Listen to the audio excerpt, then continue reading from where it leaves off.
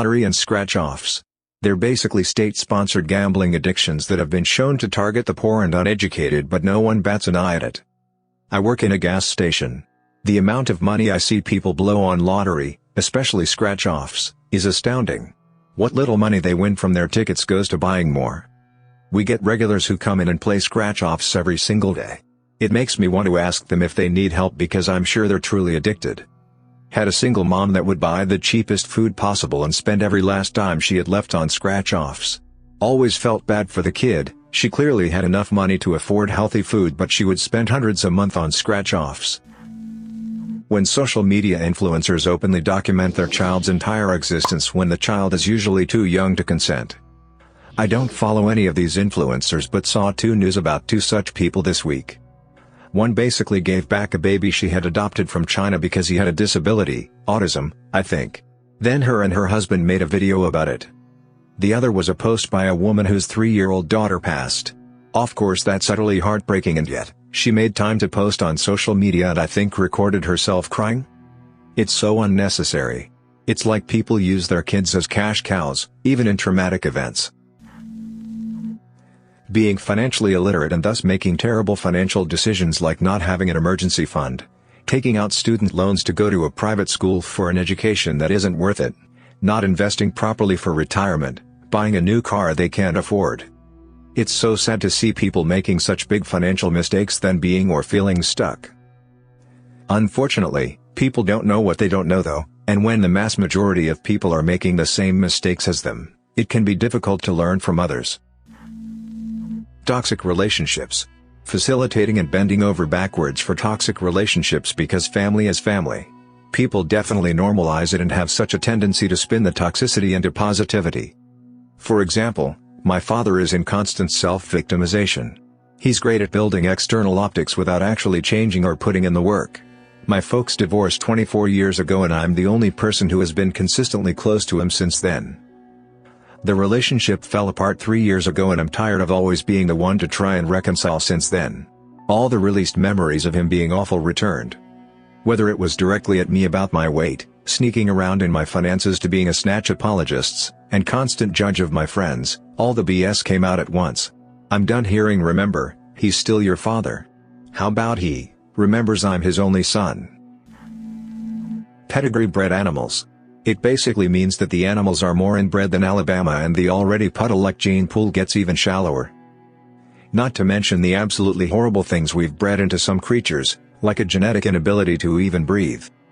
I think all pugs should be allowed to live out the rest of their natural lives and never reproduce, as a mercy ending of the breed. All pure breeds are a mess of genetic issues. I genuinely think dog breeders are some of the most selfish people on earth, and they have the gall to call themselves dog lovers. Exploitation of the third world. When you realize that it's literally impossible for everyone in the world to live a first world lifestyle, because that lifestyle relies on the exploitation of people around the world, you start viewing the world very differently. Homelessness. It's because we have terrible housing policies and low wages. I work full-time and my lease ends in about 5 weeks. I am very seriously looking at homelessness because I can't qualify for even a super inexpensive apartment because my salary is so low. I'm looking at a commute of an hour or so to find something cheaper. Or getting roommates, which isn't a good idea due to my disability. It's pretty disruptive for roommates. It's honestly so horrible I almost broke down when I told my family about it. Because I'm seriously considering going to live with my elderly father instead. I have a friend who makes $70K a year and can't live on his own in his area easily. Like at $40K a year, which is about 26 take home, I can barely afford to live on my own, if I didn't also have a car payment. I live with my parents and pay $510 in rent instead. Extramarital affairs, and people actually want to get into them. All this glorification of side piece and side chick and people feeling the need to brag about I'm loyal. Like being monogamous in a relationship where you have both agreed to be monogamous and as if it's some sort of rare diamond quality, instead of the bare bones of basic human decency, is so disgusting. Maybe it's all just pop culture bluster, but it makes me think that if you're 18 now you just expect to be cheated on. Someone replied, extramarital affairs are not the norm, sorry to break it to you. It's roughly 15% for women and 25% for men. meaning the norm is no affair. Most people end up hating the person they're with. It's just that they were naive enough to marry and don't want to make their stupid lives uncomfortable, so they just cheat. Though they do it in relationships too, no difference really. I mean, monogamous marriage was something created by society. So how is the reality horrific when you're basing that reality on a societal concept? Monogamy is not natural to humans. Until people realize that, extramarital affairs will be the norm. Eating yourself to a health-critical state. One of my favorite patients at a skilled nursing facility did this to himself. Gained 90 pounds in about 8 months, and he started off obese already. Developed stage V kidney failure and needed dialysis, which he refused. He also refused to eat the special diet for his medical condition, and he continued to eat thousands of extra calories per day. He also refused to limit his fluid intake, something you have to do with ESRD. One day I got to work at 6 a.m. like usual and I passed by his room. The bed was empty and his wheelchair was sitting there folded up. I quickly asked the nurse where he was, and she said he'd died from a heart attack at about 1 a.m. the night before. Electrolyte imbalance from ESRD can cause myocardial infarctions. I actually had to go into a manager office to cry for about 15 minutes. This guy was my buddy. I firmly believe he ate himself to death on purpose, because nothing we tried made him change his behavior. Sucking it up. Grinning and bearing. I don't mean small inconveniences.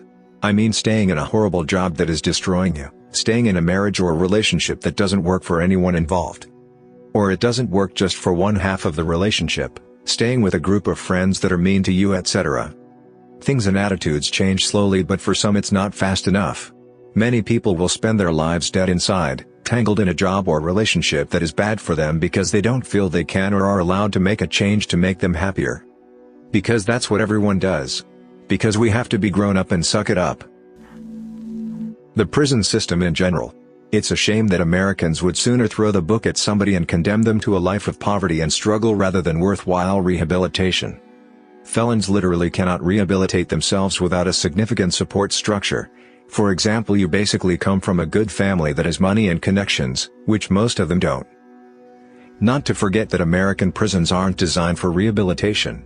So maybe a repeat offender has never had a legitimate rehabilitation attempt. Though if a legitimate rehabilitation attempt is made, and the person fails massively to rehabilitate, then yes, incarceration is probably the only solution. I spent 7 years working in corrections.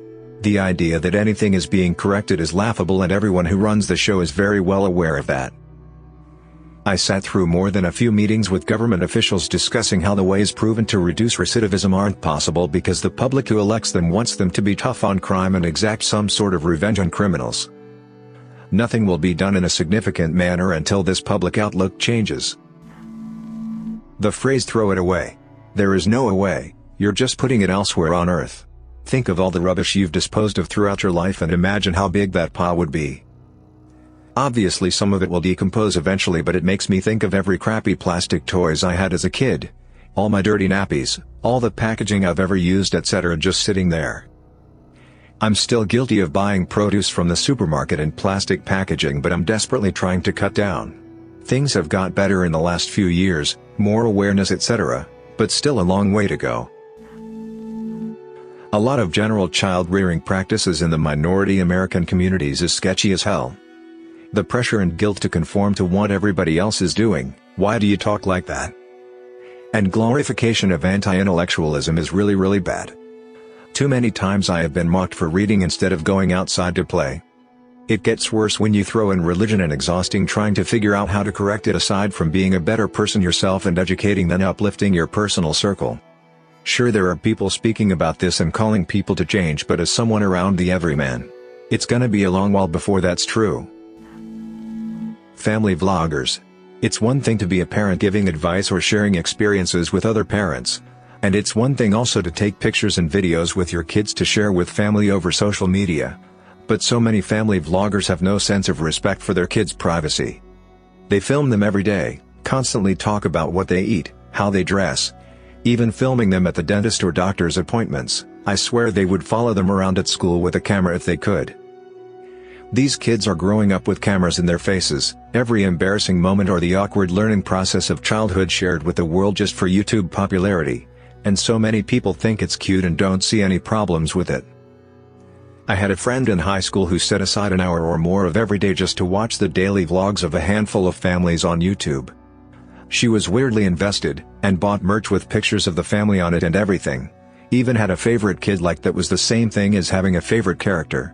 It's also messed up and creepy. Toxic positivity and denialism, not really horrific, but they constantly get on my nerves. Probably another reason why I don't like Christianity. Some overly religious people always try to make us believe that everything is fine. And every circumstance, tragic or not, happens for a good reason, and that we should be contented for the things that we don't really like but happen to have, sapping others of the will to change and to dream of something more. This world is full of ignorant people who are forever in denial of what is really true in life, always trying to give us false hope. Celebrities getting away with crimes and still get to have a successful career. For example, Chris Brown and Mark Wahlberg. It never fails to surprise people when I bring up Mark's past. It feels like most people don't know about his past. He's a bad person and I refuse to watch anything with him in it. Mark also told Kate Moss she's ugly. She was a minor and was forced to pose nude with him, and she was extremely self-conscious and uncomfortable. He then told her she was ugly after he literally saw her naked. I also don't listen to Chris Brown, but I wouldn't even if he was a good guy. Chris is an a-hole dude making bad music. I can easily just forget about him like society should. Sleep deprivation. It can cause or increase your risk of, whether directly or indirectly, every health issue under the sun. And I do mean every health issue. But it's totally normal for students, grade school and university alike, and workers to forego sleep for the sake of productivity. Children are not only encouraged but often outright forced, or at least heavily coerced, into not getting anywhere near enough sleep. But if you tell someone you're tired and didn't sleep last night, the socially correct answer is haha yeah me neither. That most people, without realizing it, spend more time with their boss or colleagues at work than they do with their own family. Imagine you had a counter for every hour spent with your boss versus your dad, mom, son or daughter. I think that would make most people cry. Not just work but school. Let's say a regular school day is 6 to 8 hours, 5 days a week. Plus 2 to 3 hours for homework and add in another 2 for extracurricular activities like Glee Club or something. And then spread it over what, almost 18 years? Excluding daycare and kindergarten, that's 8 grades of primary school, 4 years of high school and another 4 of college. Now my math isn't the best, but 8 hours every 5 days for 5,840 days or roughly 16 years is around 233,600 hours, plus counting homework and extracurricular that's around 350,400 hours. And if we count how much time kids spend on phones or consoles, the number between time spent with family and with complete strangers, aka teachers or co-workers, is pretty lopsided. The math is probably completely off, but another failure of the modern school system. Kids being brought up in religious households, not being told that religion is a choice and there's many other options out there and they can and should explore all of them and make the choice for themselves when they are ready. I'm from the Bible Belt in the South and seen multiple kids have severe issues later on in life when they realize that the religion they were brought up with isn't what they believe in anymore, once they come to understand it as an active choice and not a given. Like we're talking full-on panic attacks, and a couple even started experiencing more severe mental illnesses because of it. It was devastating watching them feel like they genuinely were legit going to hell and letting down their entire family. Everything they ever knew was wrong and they had no idea who they were because they were raised to believe their religion was absolute, and there was no other option. It can wreak such havoc on young adults' lives. Alcoholism. I don't really have a moralistic objection to alcohol. For most people, there are some individuals who definitely shouldn't drink because of how they act when drunk. I definitely have had some fun evenings drinking with friends over the years. But I can have fun without alcohol too.